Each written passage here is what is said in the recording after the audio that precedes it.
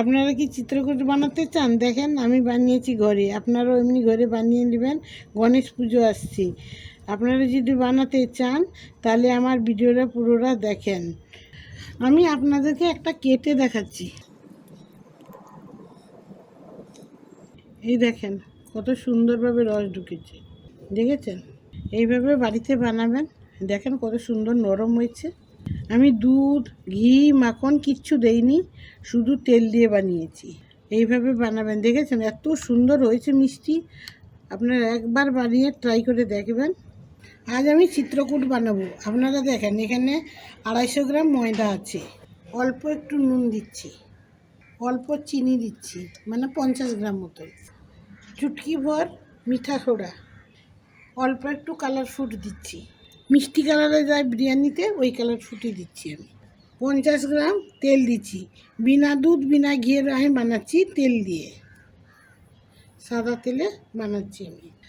এখন এটাকে ভালো করে মিশিয়ে নেব, মানে মেখে নেব, তেলটা দিয়ে মেখে নেব। এই দেখেন এইভাবে যাতে হয়, এইভাবে দেখেছেন, এইভাবে যাতে হয়। আপনার বিনা দুধ বিনা ঘিয়ের চিত্রকূট বানাবেন, এইভাবে মাখবেন ময়দাটা, তখন জানতে পারবেন যে ঠিক মতো নিচ্ছে। আমি 2টো এলাচ দানা দিচ্ছি, গুঁড়ো করে নিয়েছি। এখন এটাকে মিশিয়ে নিয়ে আমি অল্প অল্প জল দিয়ে এটাকে মাখবো। এখন আমি এটাকে জল দিয়ে অল্প অল্প জল দিয়ে মিশিয়ে নেব।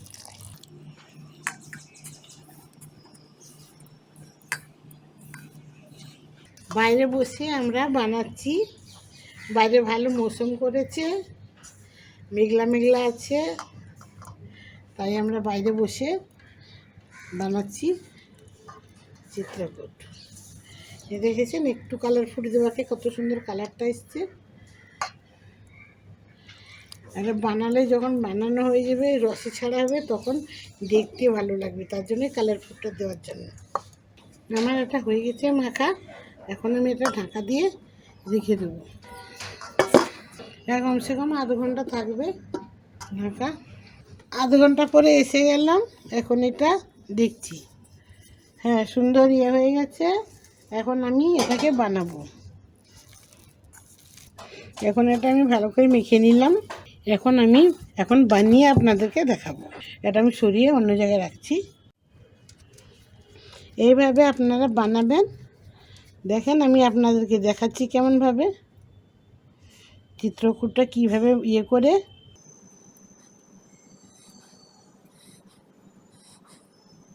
এইভাবে বানিয়ে নেবেন একসাথে বেশি করে, তারপরে ভেজে নেবেন। এক সাইডে শিরা বসিয়ে দিলেন, বানিয়ে দিলেন, ফটাফট হয়ে যাবে। বানিয়ে একবার দেখবেন বাড়িতে। আমি এখানে ঘি দুধ কিছু ব্যবহার করিনি, আপনারা দেখেছেন, আপনারা চাই ব্যবহার করতে পারেন। আমার হয়ে গেল সব কটা। এখন আমি গ্যাসে তেল বসিয়েছি, তেলের সাথে এখন আমি এগুলো ভাজবো। আপনারা দেখেন আমি কি সুন্দরভাবে, আপনারা এমনি করতে পারেন, ছানা দিয়েও হয় চিত্রকূট, আপনারা দেখেন ছানা দিয়েও বানাতে পারেন। আমি এটা আজকে অন্যরকম করে বানিয়ে আপনাদেরকে দেখাচ্ছি। আমার সব কটা হয়ে গেছে, এখন আমি গ্যাসে যাচ্ছি। এখন আমি তেল বসিয়ে দিয়েছি, আর শিরাটা সাইডে আমি বানাচ্ছি। এখানে দিয়েছি 200 চিনি, এই কাপের 1 কাপ জল দিচ্ছি, আর অল্প জল দেব। এই যে চিনি আর জল আপনাকে বলে দিলাম, 200 গ্রাম চিনি, 1.5 কাপ জল। আমি সাইডে শিরা বসিয়ে দিলাম। এখানে আমার শিরা হচ্ছে, আর আমি এখানে চিত্রকূটগুলো ভাজবো।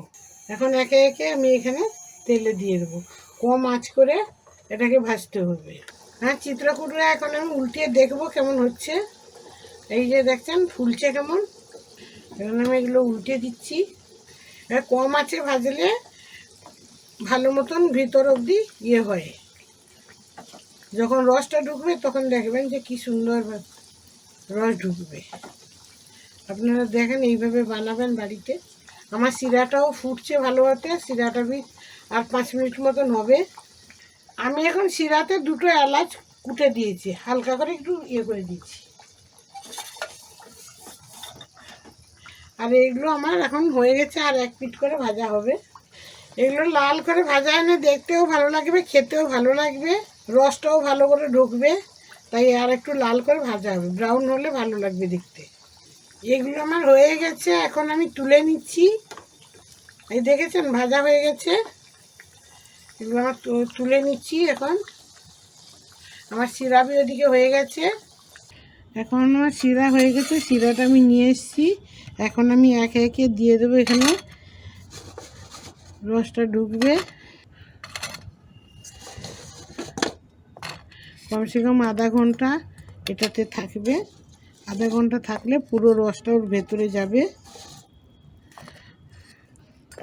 আমি এটা ইয়েতে দিয়েছি, কেন কি এটা ডুবে থাকবে ভালো করে, ছড়ানো জায়গায় তো রসটা ভেতরে ইয়ে হবে না, তার জন্য আমি ইয়েতে দিয়েছি, গামলাটাতে দিয়েছি। এখন আমি এটাকে ঢাকা দিয়ে রেখে দেবো, এটা ঢাকা থাকবে আধা ঘন্টা পরে আমি দেখাবো। এসে গেলাম আমি আধা ঘন্টা পরে, এখন দেখি কত কি হয়েছে, কীরকম রস ঢুকেছে কি না। হ্যাঁ, রসও ঢুকে গেছে, সুন্দর ফুলেও গেছে। আপনারা দেখেন, আমি এখন প্লেটে দিচ্ছি। এই দেখেন কত সুন্দরভাবে হয়েছে, দেখেছেন কত সুন্দর হয়েছে। এমনি বাড়িতে বানাবেন। আমি এটা গণেশ পুজো আসছে তাই বানালাম বাড়িতে। আমার ভিডিওটা যদি আপনারা পুরোটা দেখে থাকেন তা আমাকে কমেন্ট বক্সে জানাবেন চিত্রকূটের রেসিপি কেমন লাগলো। এখান থেকে আমি একটু ছড়িয়ে দিচ্ছি দুধ, আপনারা দেখেন দেখতেও ভালো লাগছে। এরকমভাবে আপনারা বাড়িতে বানিয়ে নেবেন। আমার ভিডিওটা যদি আপনারা দেখে থাকেন, সবাইকে ধন্যবাদ।